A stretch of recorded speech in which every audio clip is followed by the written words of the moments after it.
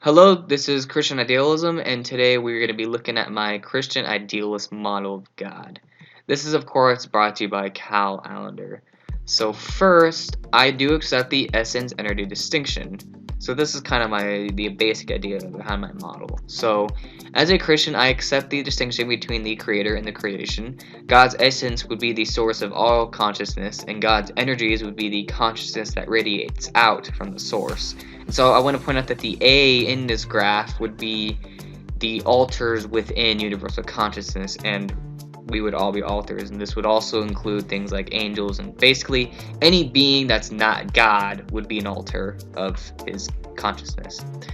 And so what are these alters of consciousness? Well, under idealism, everything is within universal consciousness. However, there are still different configurations of this consciousness. So within universal consciousness, there can be two types. So you would have the divine consciousness, which would basically be God's essence, which is the source of all consciousness itself.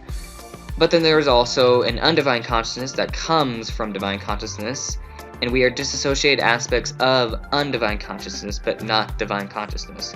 Now, technically, God is still universal consciousness, but his essence is the divine source, whereas everything else flows from that source and is contingent on that source.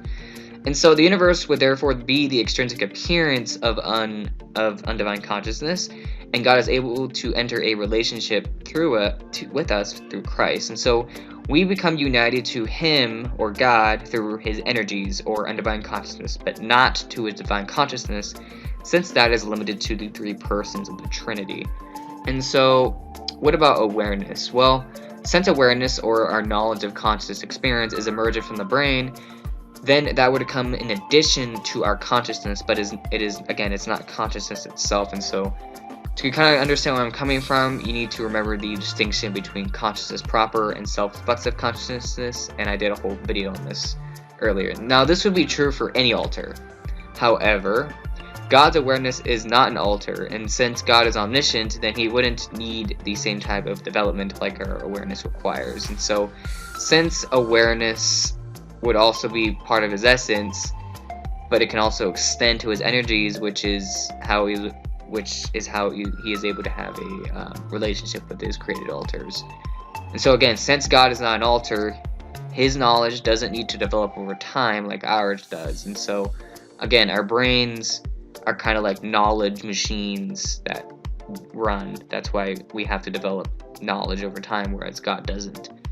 And so God creates alters and any physical universe through his energies, but they would still be contingent on his essence, but they would still be distinct from his essence. And so we're going to go over some of the basic concepts here before I close this video. So God is universal consciousness. However, again, there is a distinction between God's essence and energy. So I would actually hold to priority modism, which states that everything that exists goes back to a source, and this source is distinct from them.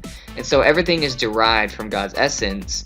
So in this view, only one thing is ontologically prior and basic and prior to everything else. And so again, the essence or divine consciousness would include the Trinity. It would include God's awareness of himself, and he would have full knowledge of himself so that he doesn't need development like we do, and he would be the source of all things that exist or ever will exist, and this would also include the omni properties of God. So that would be God's essence. Now, God's energies or undivine consciousness would be any universe he creates, so it would be like the extrinsic appearance of undivine consciousness. It would be any alters that he creates, like beings with free will. This also includes like angels and demons and so forth, and developed awareness. How God creates minds is that they become a disassociated aspect of undivine consciousness. And so we actually connect to God through his energies, not his essence. And so with these concepts in our model, we can have an idealist ontology under Christian theism rather than the alternative ontology of dualism. So that would be my model of God. Anyways, thank you guys for watching. If you have any questions, let me know, and have a nice day.